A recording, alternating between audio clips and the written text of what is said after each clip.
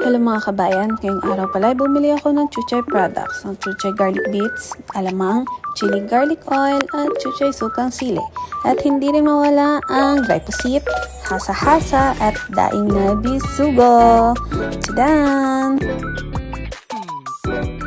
At lutuin na natin tong daing na hasa-hasa at dry pusit.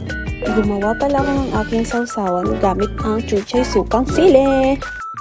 And yes, kainan na! At syempre, hindi mawawala ang alamang. Ilalagay ko nga pala ito sa fried talong. Ang Chuchay product nga pala ay gawang Pinoy. Ito ay available sa iba't ibang market sa Batha.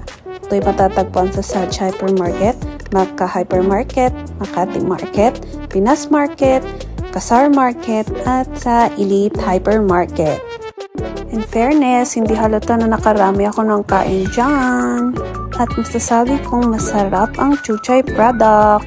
At siya nga pala ang CJ Chuchay All Shop. May iba't ibang produkto din silang binibenta. You can check their FB page for details and orders. Bye!